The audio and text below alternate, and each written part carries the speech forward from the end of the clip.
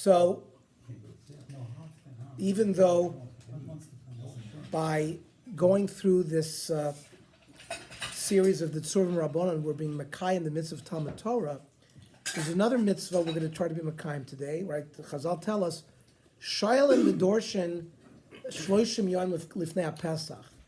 There's a concept of Vaydaber Moshe Moadei Hashem L'Bnei Yisrael. The Gemara ends up that you're supposed to study the inyonim of the Moed a certain period of time before.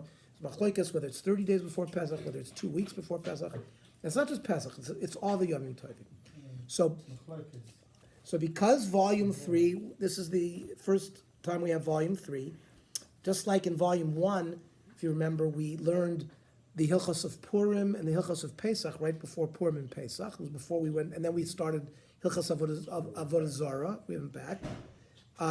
I suggest that we had just introduced the Hilchos Gerus last time, but that we put it a little bit on the shelf, and we do Hilchos Rosh Hashanah a little bit, and there'll be a Hilchos Yom Kippur, and then we'll resume Gerus after the Yom Tovim. So again, we have the schus to have the two families who sponsored this latest edition, the Feinblum and the Mondra family. Thank you very much. Not only is our good friends, but it's from Los Angeles. It's a very special thing, and it should be a very special maskeret for their mother-in-law, Dr. Lila Brunner. And for those of you who have volume 3 now, you can read a little bit about her life in the beginning of the introduction of volume 3. So we're in volume 3, page 331. The holiday of Rosh Hashanah is a multifaceted one according to Jewish tradition.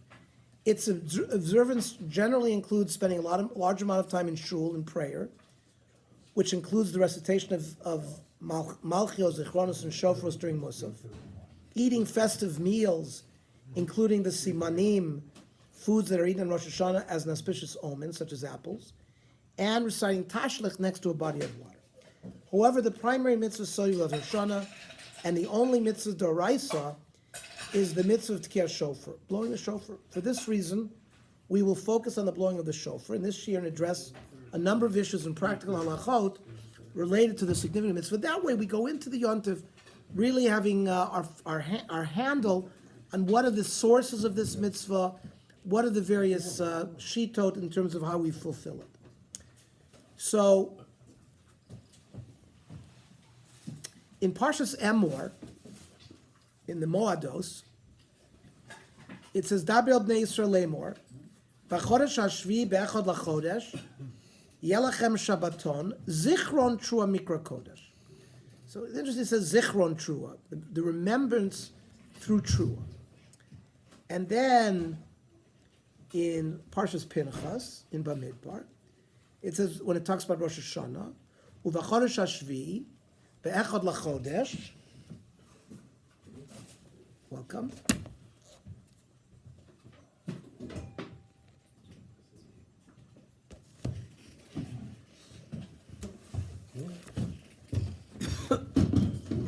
Do you send the Itchel, or do you have an order to come? I have it. Oh, you got one for him. Okay. So it says in Parshas Pinchas, Uvachodesh Hashvi Bechad Lachodesh Mikra Kodesh Yelachem, 331.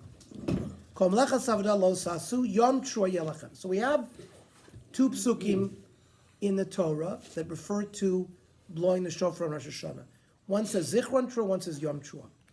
But we don't really get a reason for the mitzvah. But the Sefer HaChinuch suggests that since Rosh Hashanah is considered the Yom Adin, the shofar serves as an arousal to doing tshuva and conquering the Yetzer Hara.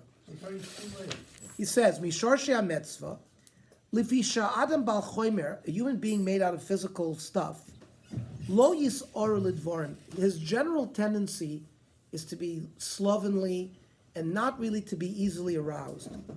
Lidvorim ki im al yedei me'orer. A person needs an alarm clock to wake up in the morning. Or, as the Chinuch says, kederech bnei adam be'esa melchama. Like the British army, when they would go over the top during World War I, there would be trumpets blowing, and not many armies. Also, they would have the bagpipe players. American Army, there is a trumpet call to war. Yariu af yatzrichu. They'll be screaming, they'll be shouting. Kadesh yis'oru yafel milchama, so people will wake up, flight or fight, get that adrenaline going. The gam kein b'yom Rosh Hashanah, says the Chinuch. Shehu hayom anuad mikodem ladun bo b'chol bo le'olam. This is the day that's been set aside that all creatures are judged. Al kein tzarich kol echad la'ari tivo. You have to sort of waken up your nature. Levakesh rachamim al chata'av. It's not you roll out of bed every day, and now you have to ask mercy for your sins that you did. May odin arachmim ki el chanan v'rachumhu. He's a nosei oven v'afesha v'chatov and akel shavim. I love biyom. B'chol liba. Sorry.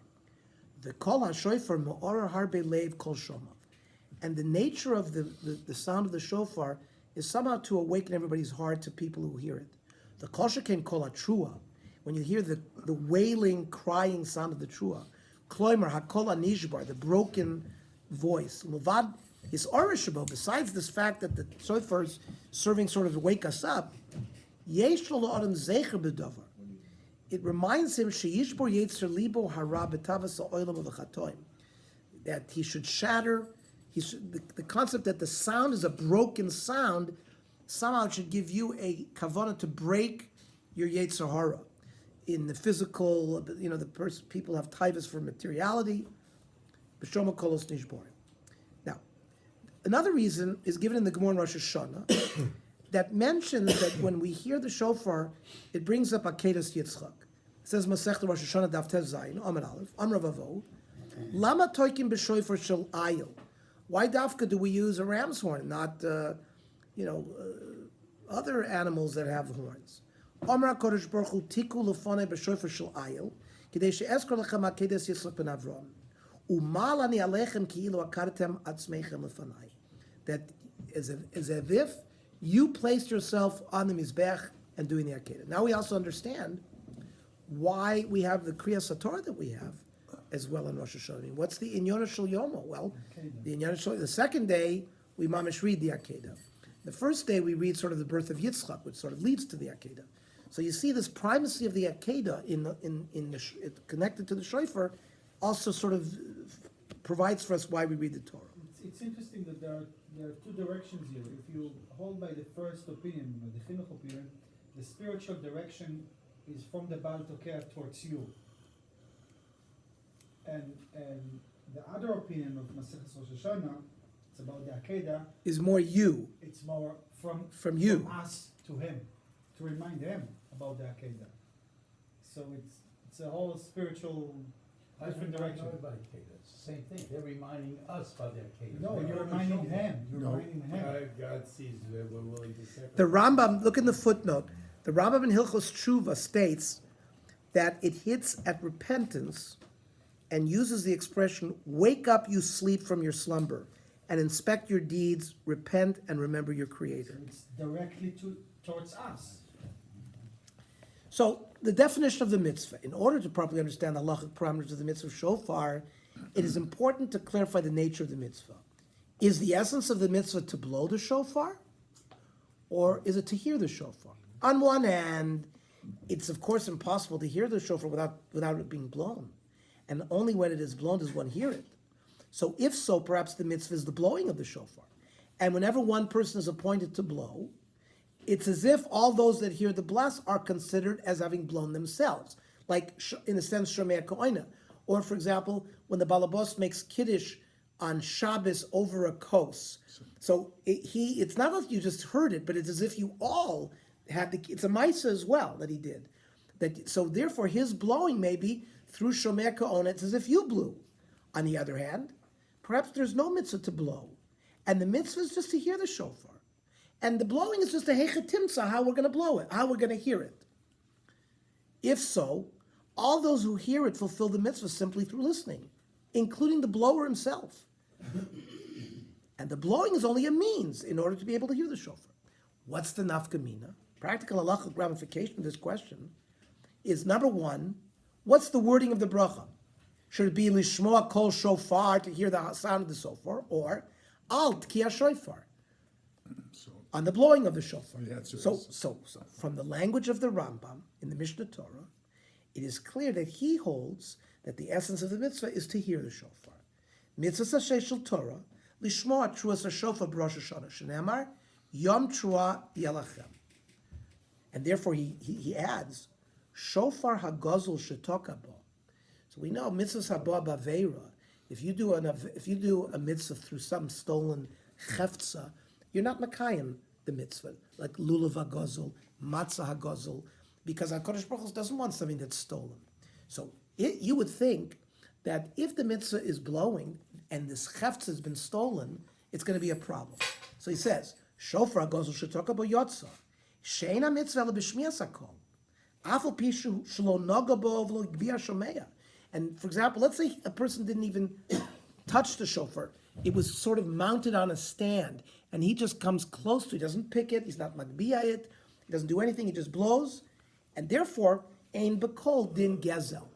Kol has no mamoshus. You can't steal kol. So therefore, the Rambam clearly is showing us, and in his shutim, the Rambam had shilas and shuvas as well. So in the Shuta Rambam, he was asked, Ma hayavdel ben lishmoa kol shofar ben al kiyah shofar. He says, hayavdel benem gadol mod. V'zeh shamitzah mechuyeves eina hatkiyah ela shmiyas hatkiyah. So the Rambam says the mitzvah is hearing. However, in contrast to the Rambam, Rabbeinu Tam, brought by the Rosh and by the Smag, hold that the essence of the mitzvah is to blow the shofar. Says the Rosh in Rosh Hashanah, Rabbeinu Tam Kosab, Sheyesh levorach al tkiyah shofar, mishum the asiyasa higbar mitzvasa. The blowing is the completion of the mitzvah. Says the Smag, mitzvah saseh litkoa b'shofar b'Rosh Hashanah, shenemar yom troy yelachem. Now, the simple reading of the Gemara in Rosh Hashanah cited in the next source seems to support the Rambam, that the essence of the mitzvah is to hear the shofar, since it states that one who blows the shofar into a pit, and you only hear the echo, so you're not hearing the primary call, does not fulfill his obligation. If the sound you heard was an echo. But those standing in the pit, who hear the direct call, do fulfill their obligation, right?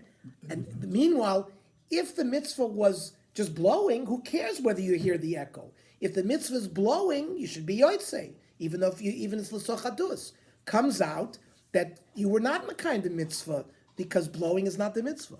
Says the Gemara, tokel l'tochabor or l'tochadus, right? You blew into a pit and you hear the echo, so you're not yotzei. So those that are standing outside of the board are hearing the rebound. Eina chanami are not mekayim. Aval oisana oimdim b'bor yotzu, because they heard directly. The tour, right? When in the Arbaturim, Rabbi Yaakov, the son of the Rosh, who wrote the tour that the Shulchan Aruch is basically based on, he already quoted the passage in support of the opinion of the Rambam that the mitzvah is to hear the shofar. Says the tour in Orach Chaim, the Kodim Sheyitkar Yivarach Lishmoa Kol Shofar. So that's already the psak that we have. V'lo litkoa. The lav b'tkiyah talya milsa. El b'shomea. Kiditnan. And he uses this Gemara we just quoted. Hatukel tachabor lo yotza. However, other sugyas seems to support this opinion of Rabbeinu Tam, that the essence of the mitzvah is blowing. As we'll quote the Mishnah Rosh Hashanah that states that one can only fulfill the obligation of shofar if the person whom one heard blow it is obligated in the mitzvah himself. What do you mean obligated? We'll see. He's mechuyev. We're going to see. Like If a somebody goy, is, you're saying if if a somebody goy is, blows the if shofar. somebody is potter, now it's going to be a Jew. But if somebody technically was potter from the mitzvah, as long as you heard it, why should there be a problem? So we're going to. So therefore, though, if the person who blew it is not mechuyev at all, he's not going to be able to yotzei you. He's going to have to. So the reason is that if the obligation was merely to hear the shofar, it should not matter whether the one blowing it is obligated in the mitzvah or not. So says the Mishnah, Chera shoytev a cotton, right? A deaf mute, a meshigna, a cotton. All of these have no das. That's the primary thing. Ein moitzina sarabim yidei choyvasim. They cannot be motzias in shofar. Ze'aklal. Now the question is, why not? There's a sound. If the mitzvah only is hearing, we should be yotzei through them. So, in order to resolve this Mishnah with the opinion of the Rambam, The Chazon Ish explains that the nature of the mitzvah of shofar is unique. The mitzvah in a chanami is to hear the shofar, as the Rambam stated. Yet, one must hear it from a person who is obligated in the mitzvah, as one has to hear a shofar sound that qualifies as a mitzvah, i.e. from one who is obligated. A similar phenomenon exists regarding the mitzvah of tzitzis, where only someone who is obligated in tzitzis must tie the knots, even though the mitzvah is to wear the garments.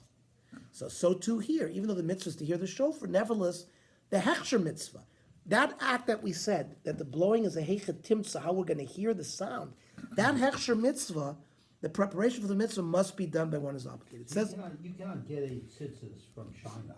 Is that what you're saying? only someone who is obligated in the mitzvah. Tzitzis can tie the knots. Tie the Tzitzis. knots. Yeah.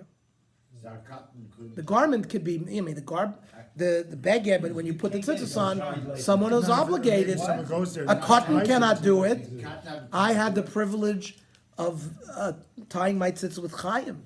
Chaim Eisenberg taught me how to tie tzitzis. He Yeah, does but it, in China and the he taught tchelis you as how to well. That I did with my son. But Chaim is He's an expert asking, can you tie. buy tzitzis that are made in China? No, not if the tzitzis were tied by a Chinese person. So far, there's only Chinese people that tie the tzitzis, so it must probably be tied by Yeah, Chinese. it could be the Chabad, maybe there. Yes. So Why? I had my uncle's. I had an uncle. He made tzitzis. That was his. That was. You needed a frum person to make tzitzis. But the Iker the mitzvah is Lishmoa on Kol Shofar. Why does the Baal Tokeya say the bracha instead of, for example, the learned the person bracha about standing grapes next to him sometime making afterwards. sure he's correct, the Rav or whoever's listening? Lishmoa. Well, he's making it for all of us. It's shomer ka'on. Why It's is as he if we making- made he the doesn't bracha. hear the sound. He's hearing it It's too. blowing, it doesn't hear it the Yes, he same does. way you do. He's only yotze It's through like hearing. when you speak your own voice, you're hearing your voice one way, but everybody else hears your voice. in a Why do you different think he would hear it differently? He's blowing. He's blowing the air. He's distracted by the effort of blowing. But the he is sound. only Makayim his mitzvah shofar also through hearing. He's not Makayim it through blowing. He's Makayim through the hearing of his own blast. That's how he is Makayim his mitzvah. Could somebody So else say for the example, bracha besides the a bracha? deaf person couldn't because he can't hear. So he would Can't not. be motzi anybody. He wouldn't be able to be motzi us. So says the Chazon Ish, because the Chazon Ish has some nice language here. V'chein le'inyan kia shofar, ein yotze b'shmiya, ela b'kol shofar shel mitzvah. The blowing has to be a blowing of mitzvah. V'hilkach, ein yotze mecher shoyt v'kodem. V'lo mimisasek. For example, someone who's just blowing, for a game, he's just blowing. He has no kavana for the blowing. V'chein kishlo kiven chaver lo tzio. And right, if there was no kavana by the blower to be motzi the chaverim, right, the people listening, that's not going to be considered a kol shofar shel mitzvah. Dilididei lo havi kol shofar shel mitzvah. Right, there's a Mishnah, no? Isn't there a Mishnah that if you hear it, and you hear it coming from the That's shul? that's the tokel chabor. No, not That's the if you bar. heard the No. when you walk Walk behind. behind the shul, yeah. So that might be coming up. The Shulchan Aruch rules, in accordance with the Rambam, that the formulation of the bracha is in fact lishmoa kol shofar. Kodim sheyidka yivarach lishmoa kol shofar vivarach shehechiyanu. Now, I just want to quote that Rav Soloveitchik says that listening alone is insufficient to fulfill the mitzvah. Rather, the one who blows must also have the express intent to fulfill the obligation on the part of the listeners. So he has to have a special kavanah. It should be noted for the Ramah also adds that the same brachas are recited even when the tokeya has already fulfilled his obligation previously. Some achronim hold that in that case, it is preferable for those listening to recite the bracha themselves. So if we had a Baal Tokeya who came from another shul and already been motzi, there's some opinions who hold that we would say our own bracha at that point. But he still makes the bracha too. He doesn't make loud the bracha in So shul? he can't, because he can't yotze you, because he can't yotze you. Because he's already been yotze. He comes to the, so how do you do? So you'll have to see the Mishnah Berurah. He gives you the source of the Mishnah Berurah. In addition, it should be noted that there's a dispute whether Shechianu is recited on the second day of Rosh Hashanah, right? This whole issue is Rosh Hashanah is a Yom HaArichta. The Rosh Shechianu on the first day covers it. That's why I know David Tumen would wear a new garment on the second day as well. To have in mind with the Shechianu, according to those opinions who hold that there's no Shechianu, he would have a new garment. The second night of the Second day, no, there's no problem. You see, all of the second Yomim Tovim Shel Golyos are considered like the first day. The only time it's different is Rosh Hashanah. And that's why, because it's one long day. And that's why technically on the second night of Rosh Hashanah, we all have a new fruit. Because to fulfill the opinions of those who hold that you should not say Shechianu, we always say a Shechianu, so we have a new fruit. So same thing with the, same thing with, It's not Rosh Hashanah, it's always on it's the second night that you need it. You have it on the, I mean, you could have it as well. We don't need it though. until You don't the need next it, because it's for the yontif that you're saying. Now, according to Shulchan Aruch, it is not recited, while according to the Ramah, it is recited on the Shechianu. What Now- do we recite it? Say again? We recite it. We recite on both days of Rosh Hashanah the Shechianu. Now, how many shofar blasts do we sound? What is it based on? So, how many shofar blasts one must hear in order to fulfill the mitzvah, and what type of sounds are they? The Gemara in Rosh Hashanah addresses this issue after first deriving that we indeed use a shofar to fulfill the mitzvah of blowing Rosh Hashanah. From where? From the halach of blowing shofar during Yovel. Following that, it derives that each series of tekiyos consists of a longer blast known as a tekiya, followed by a series of shorter blasts known as a trua, followed by another tekiya. So the basic pattern is tekiya, trua, tekiya. Now the question is going to be, what is a trua? Okay, so Tanur Rabbanan. So we're going to see. So there's going to be a debate what a trua was.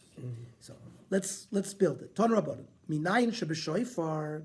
So it goes through a process. So how do you know the shofar blowing on Rosh Hashanah with a shofar? Talmud Loimar, the avarta shofar trua. Now that pasuk is in Bahar talking about Yovel. Ein li ela b'Yovel. But Rosh Hashanah minayin Talmud Loimar b'chodesh hashvi. They're in the same pasuk, in the same parsha there. When did they blow the shofar? B'chodesh hashvi b'yom Kippurim, right? When they freed the slaves. They blew the shofar at the end of Yom Kippur during Shemitah of the Yovel year.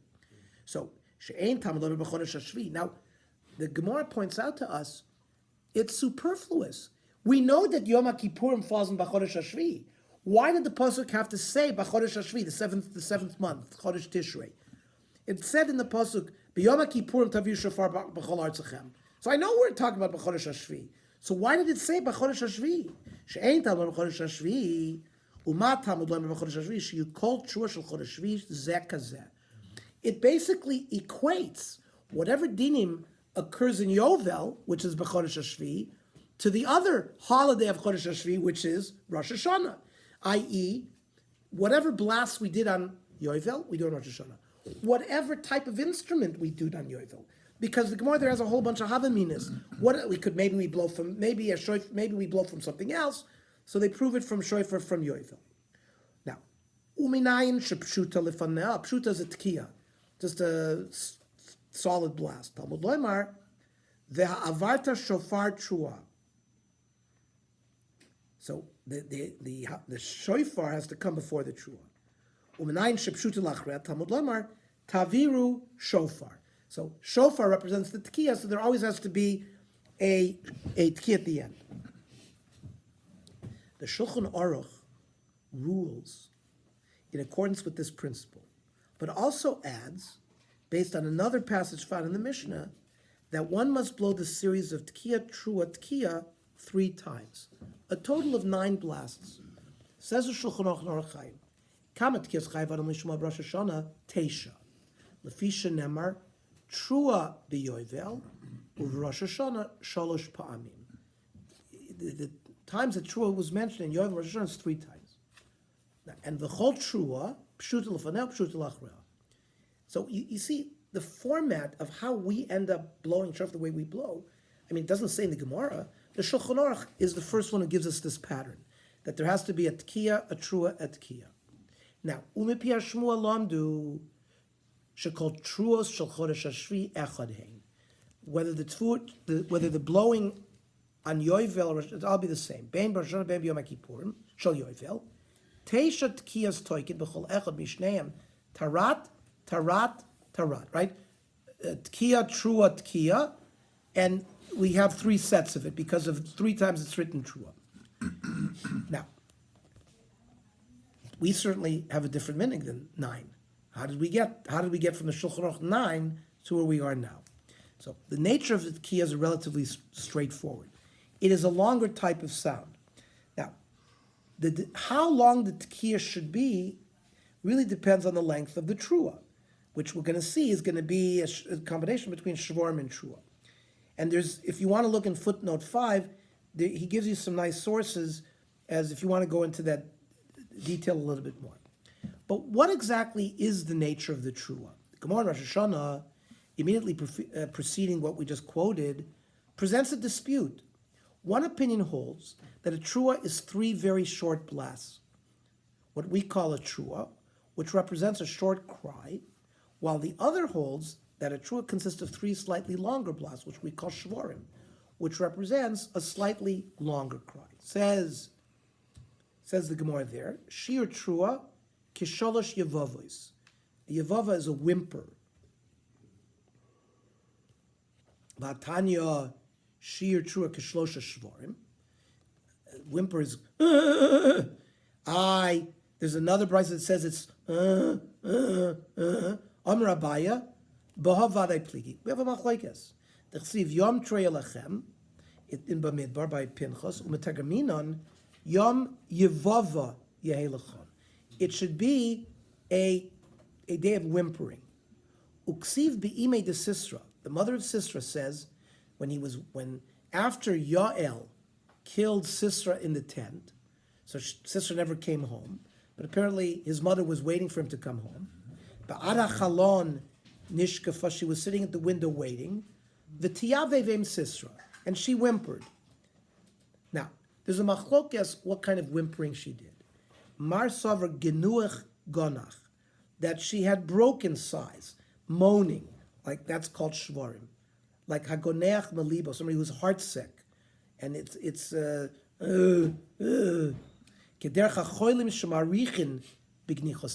sick person sort of, he's not going to, it's more like dragged out. Umar Sover, Yelula Yelil. You know, what are the Sephardic women? Ululating comes from that Hebrew word. Okay. So the Gemara in Rosh Hashanah So records. what's the job then of the one that leads, that tells the shofar blowing? Yes. The person blows the shofar. The mockery. What is his title? caller. The mockery. The mockery. So does he look at the sound that he makes, or the way he says true? He should know. Guides He, it that it he should should be first of short, all. so He is that's mockery. sad. He's mockery. And he times it. He makes sure that tkiya true. He does make sure that the Includes it out. baltokeya doesn't get mixed up. He listens to Also what. the sound. Yes, technically he should time it. He should know the basic halachas of how long a basic tkiya should be, and then if it was too short, he should make him repeat it. Being too long is not an issue, and that the shvorim and trua were blown correctly. That's what the mockery does. The problem is that they get more mixed up than the guy who's blowing The it. Gemara in Rosh Hashanah records an enactment of Ravo that one should blow a shvorim together with the trua, since he was mesupik, he was uncertain as to which was the correct form of the trua according to the Torah. Remember, the Torah said Yom Trua. We've now had an analysis of what a trua is. It's either gonach or yeluli yelili. So, Itzkin Ravavo Bekesari, Ravavo lived in Caesarea, right? Because the Romans established, Ravavo lived, you're talking about after 250 CE, right? Rabbi Yehuda Nossi lived in Tveria 180 to 200 CE. There was a Masada. I was there, up in the Golan, just like there was a final battle. I'm forgetting the name of the community where it is. Huh? Gamla. So Gamla? Gamla was also, they destroyed it and they took their lives, and it was like a final stand. Why do I? Because the Romans then came to the plain. So they had destroyed, Tveria was a big settlement. The Rebbe lived in Tveria, but the Galil also was wiped out by the Romans. Caesarea is on the plain. So there was clearly Amoraim who, I mean on the ocean, between the Dan, Gush Dan, between, Haifa and Tel Aviv and that area. So it's not uncommon. I'm just placing Ravavo in Caesarea makes sense chronologically. So, Iskin Ravavo beKesari, Tkiya Shloisha Shvorim, Trua Tkiya. So he said first there should be a tkiya, 3 shvorim, do the trua, like what we have 9 blasts, whatever they are, and tkiya. Now monefshach. If it's the short little things, lavid tkiya truo tkiya. And v'igenuch igonach lavid tkiya shloisha shvorim tkiya. Mesavkale igenuch gonach iyolil.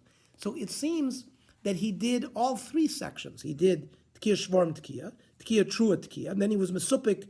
Maybe you should do both. So the Shulchan Aruch rules in accordance with Ravo that one should blow 3 series of tkiya shvorim trua tkiya, but also states that as part of this expanded obligation, one should blow 3. Remember, we established that there should be 9, right? Tkiya trua tkiya, and since it said the Torah Yom Trua 3 times, including the one by Yovel, you needed 9. But now comes out that in order to make sure we don't know what the trua is, he says that you should do a tkiya, a trua tkiya, tkiya shvorim tkiya, and then tkiya trua tkiya. Because any of these combinations may be the correct understanding. Says the Shulchan Aruch, trua zu amud b'Torah, nistapik lanu. Imi hilala, is it like this whimpering shanu korim trua? O imhi mashe anakorim shvorim, which is this broken thing. O imhem shneim yachad, or maybe they're together. Now it's interesting that no one ever came up with trua shvorim. It was always shvorim trua, that the longer one first. There was never a havamina to do it reversed. Lefichach, kedei lotzes yidei safik, tzorach litkoa tashrat shalosh pamim, v'tashat shalosh pamim, v'tarat shalosh pamim. So now, this is how we got 30. Why you need the shot?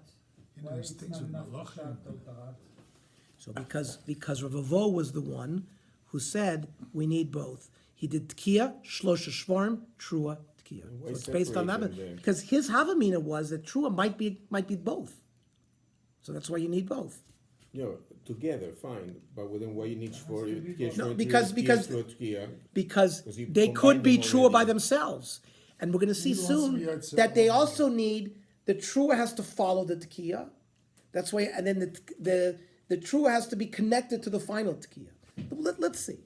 The Mishnah brought nistapik lanu, medikarminon trua, yevava alma, shu kakol sha'odam hashmeh kishu boichel miyalem.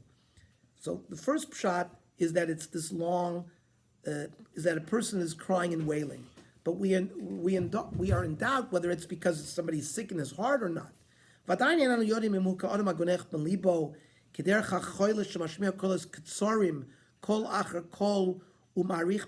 lengthens it a little bit. That's our shvorim.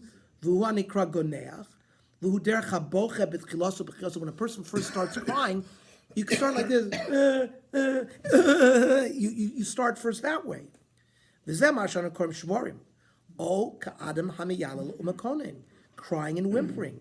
Shemashmiya kolos ktsaras tkufa zilazeh. V'hu mashana korm trua. O imhu shneim ke'echad. We don't know what it is. V'tashat shaltram. Ve'ein yotze b'masha toka tashrat. So this maybe will answer what Nati's asking. We're not yotze completely by shvorim trua. Didil makavanas Torah al shvorim l'chud. Maybe the trua is just a shvorim. The kamafsik betrua ben shvorim l'tkiyach roina. And then if you're doing the shvorim trua, if you think that's the right one, but maybe shvorim is the real one, and the trua is mafsik between the last two.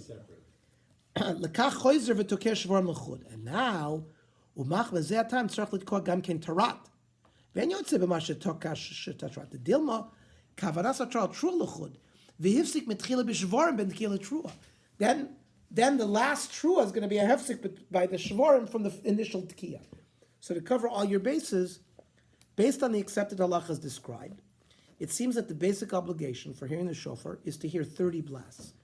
12 of tashrat, because that's tkiya shvorim trua tkiya is 4 blasts, 3 times each, right? So it's 4 times 3 is 12. 9 of tashat, and 9 of tarat, so that's how we get 30. This is in fact the amount that is usually blown. Let's say you're going to the hospital. For those individuals who are unable to attend the davening in shul or cannot remain for all of the blasts. If you have 30, you're makayim the ikar mitzvah. The accepted custom, though, is to blow 100 blasts in total during the course of the davening, which is divided into a few different segments. The first series of 30 tkiyas is blown before Musaf, and this series generally fulfills the Torah obligation of the mitzvah. Although, gentlemen, hold on to that thought for a minute, we're going to see that there are many opinions that hold that the ikra blowing is what we blow during Musaf, because it's supposed to be connected to the Malchias, Zichronis, and Shoifras.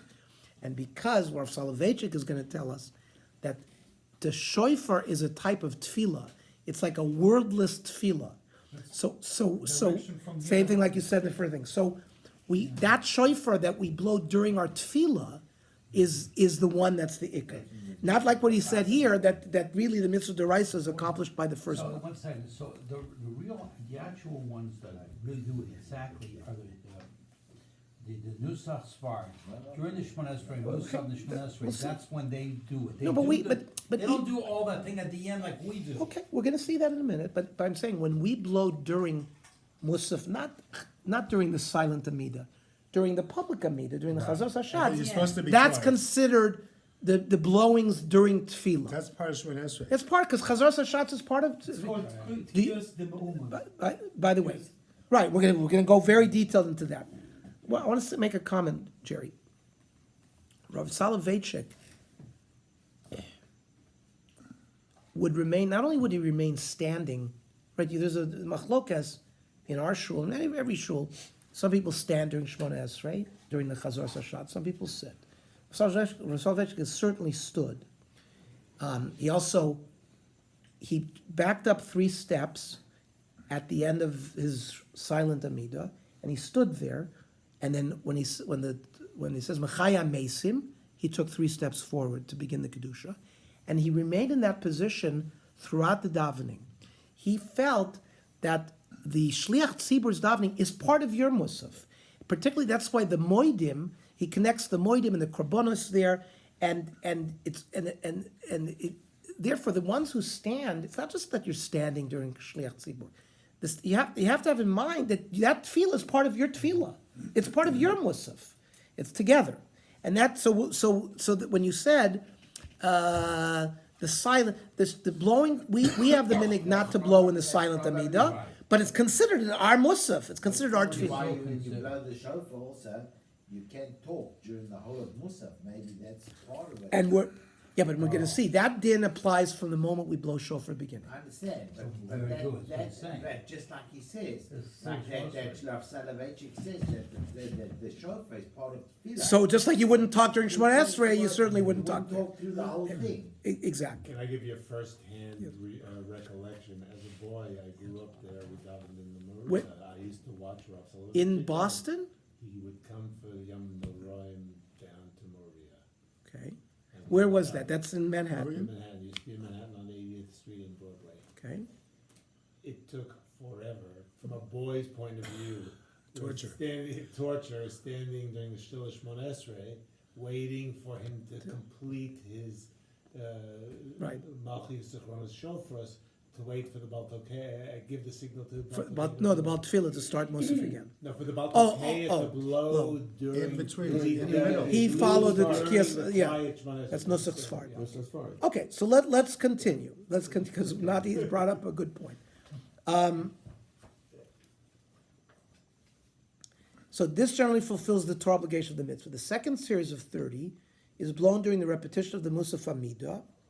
In some communities, I'm reading the footnote, mainly Hasidic and Sephardic communities, or those who follow Nusach Sfard, the custom is also to blow 30 tkiyos during the silent Amida, in addition to the 30 in the repetition. We grew up in the Shtiblach, Rabbi Halberstam and Langsam, they blew during the silent Amida. Everyone would stop, right? You would Stand stop. there like a right? klutz. To which and therefore, according to those, They wait for- you only blow 10 at the end. You've already blown 30. We blow 30 before, 30 near the silent, 30 in the Chazar shots. There was only 10 left at the end of davening. But Did he say anything here about this 100 custom is also mentioned in the Did Oruch. he say anything here about 100 colors? We just said, It's Did he say just now? Yes. we said, our minig, the accepted custom is to blow 100 blasts 30 before Musaf, yes, I know. 30 after during the repetition, and 10 is blown after each of the additional brachos of Machir Zichronos and Shofros, which is the other 30. The final 40 are usually blown following the end of the repetition towards the end of the davening. Oh, so now he's gonna say what? The in Beth Jacob, I don't know if Chaim remembers. I mean, I davened with Rabbi Chazon Glickman when I was, in third grade. We were already doing the shul choir. So, right before Tiskabel, they blew the last 40.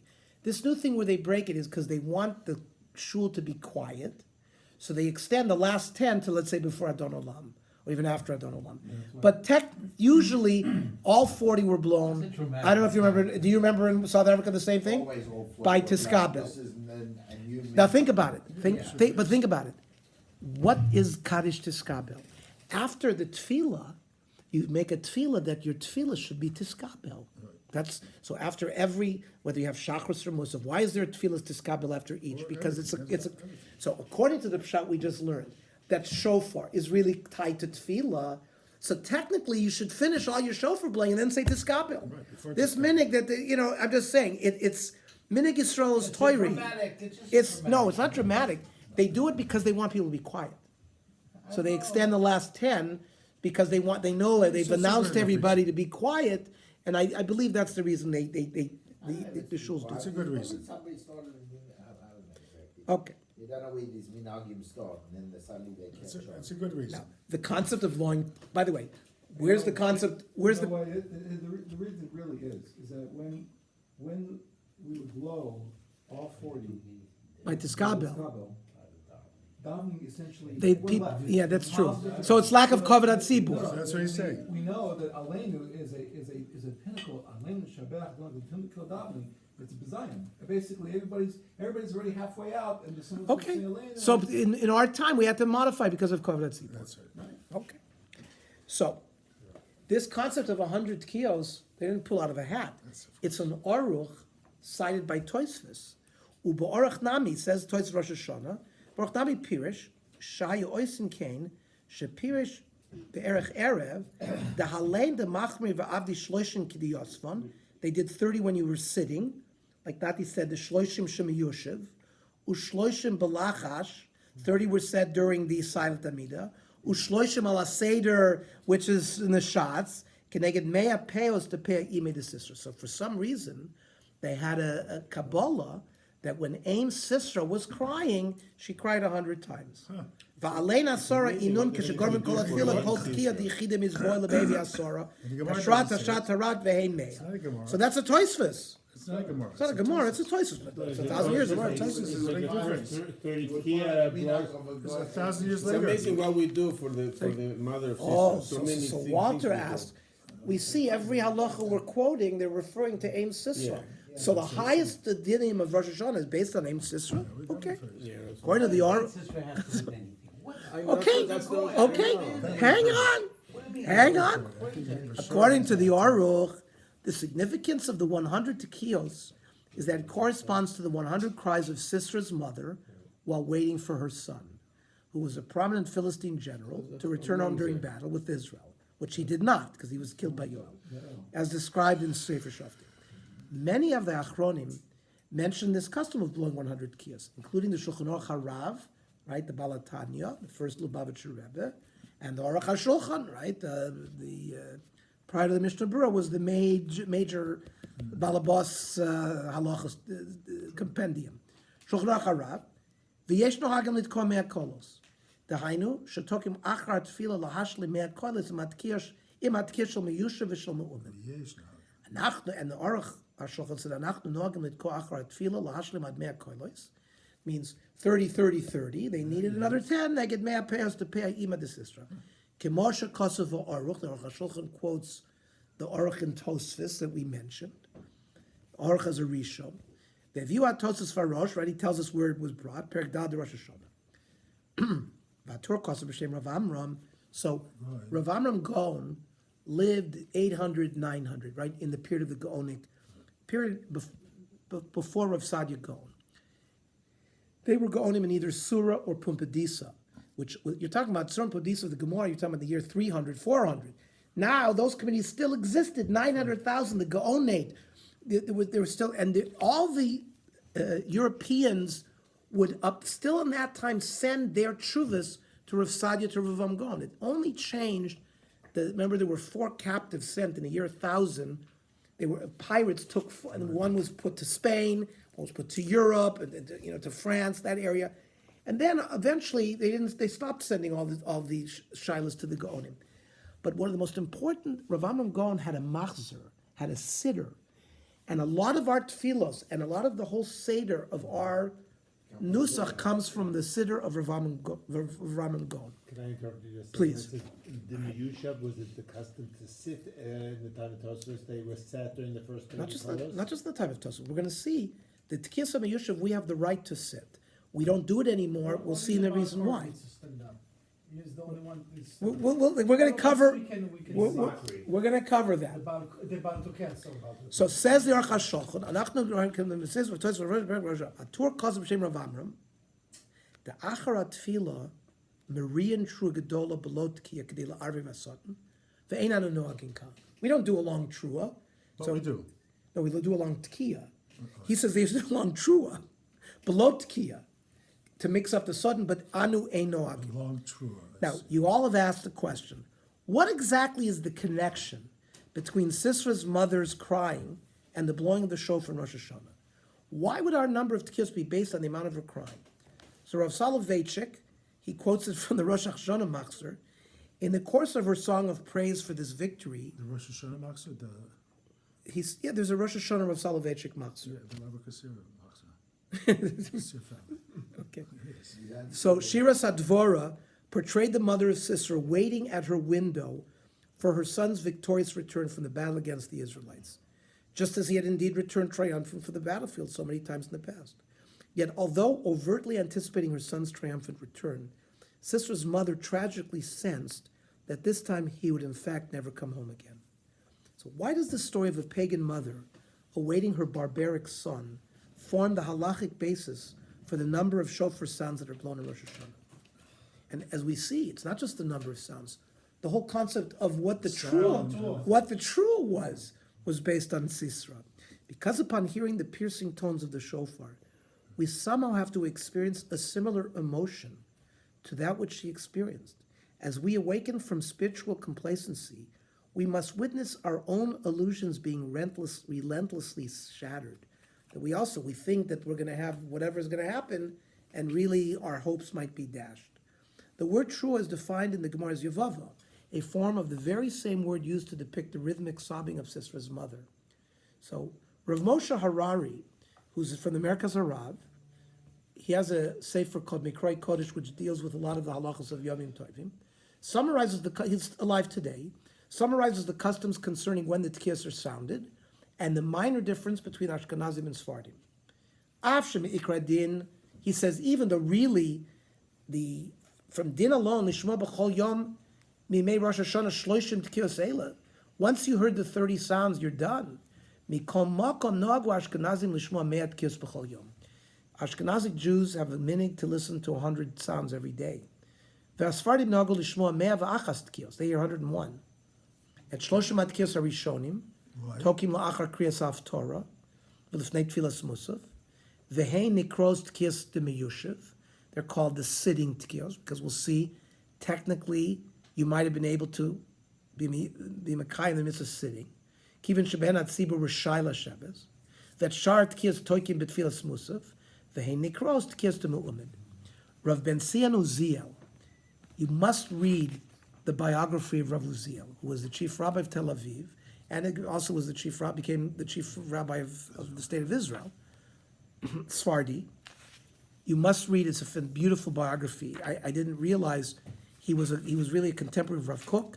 He believed very similar to Rav Kook in terms of accepting modern science, and people should work for a living. I really recommend reading he has a very famous Shalos and Shuvos, the Mishpatei Uziel.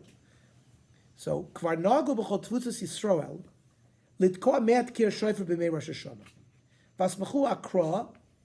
They sort of made a basis for it. Diksiv b'mizmor shel Yom Rosh Hashanah, kol ha'amim tiku kaf. Kaf, b'gematria is 100, right? Kaf is 20, pei is 80. Kiyos kaf is b'gematria mea. Utkiya G'doyla Achreyan, followed by Utkiya G'doyla. V'chalil l'shanis minhagam shel Yisrael, shu metukan umekubal merabotenu zal. V'chol meshane ein ruach hachamim noiche emene. Okay. What is the 101st? Well, yeah, we really have 100 because our last key is at Kiyah Gedoyla. What was the Sfardim with the 101? Yeah, it's 101. But It's like when they buy an Aliyah, they also buy a 101. It's Shofar 101. You know, they don't buy a Shofar is 101. Okay. Let's. No, because it's, Gabriel, not Gabriel, is 101. Who's the? One of the angels? Yeah. Gabriel. I don't know. I have to figure it out. Those are also malachim that became malachim. That's a different level. So let's just finish off with the concept of Tkiyas D'Miyushav and Tkiyas D'Me'umin. We mentioned in the previous section that the first 60 shofar blasts are divided up into two sections.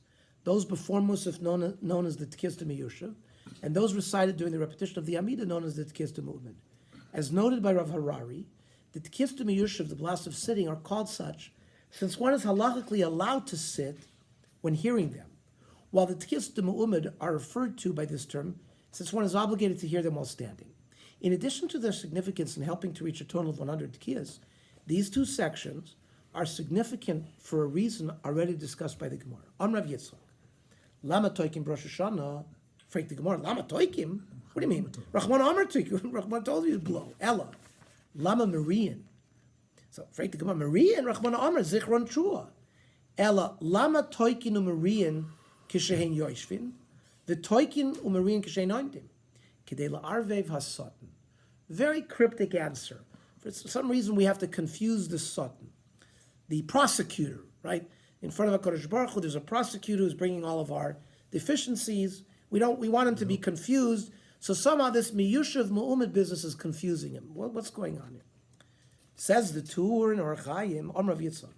He quotes our Gemara, Lama Toikin Marin Kishen Yoshvin, V'chayzer V'toikin Marin Kishen Oimdim, Kedei La'arvev HaSatan. Perush. Lama Toikin Miyushav Kodem Musaf. V'chayzer V'toikin.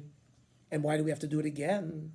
Shekivon she'ikr niskinu al seder brachos, because really the ikr takana is to do it on the malchios zechronis shofros. So and since that's the major thing, lama magdim litkor miyushav. Why did we have to do these blowings right after Haftorah? Kidei la'arvev hasoten perush. Kidei she'is arvev miyad b'tkir rishona shlifnei atfilo. He's going to be confused. What is this? What is this blowing? He knows that blowing, because we said shofar is part of tefillah. All of a sudden there's blowing before tefillah. And therefore, he's now so confused, lo yikatrik b'shasa tefillah. So really what's the real action is taking place during tefillah. So we're confusing him before the tefillah, so he won't be able to be makatrik during the tefillah. That's one pshat, says the Tur. Yesh meforshim shemikoch tkir rishona misarvev b'shniya. Some say, because he thinks now maybe the first one was the main one, he'll be confused by the second. And this is how it explains, Vachi Isib Yerushalmi. Bila hamavis lanetzach. Death is going to be swallowed forever. Yet eksiv, v'haya bayomahu yitaka b'shofar gadol. When the eventual geula is going to come, the judgment day, the final judgment day, there's going to be a blast, and there's no more death. And Bila Movis Lanetzach, that's going to be the Satan's death. So he's very concerned about that final day. Kad Shama Kol Shofar Chadazimna. So the first time he hears that shofar blast right after Haftorah, Bohil, V'lo Bohil. So he's upset, but maybe he's not upset. Oimer, Shema Zimna the shofar. He's not sure. Maybe this is the shofar gadol of Bayom Yitaka b'shofar gadol. Kad Shama Tanina. Now he hears the second blast, Oimer, Vaday Matazimna. So now during the second blasts, which are occurring during Tefillah, now he's really perturbed. Because now he says, oh, it's here already. Umirtit umisarev. He's afraid and he's confused.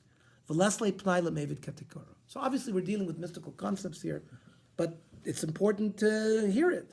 According to the Tur, there are two possible ways that the first set of kiss would confuse the Satan.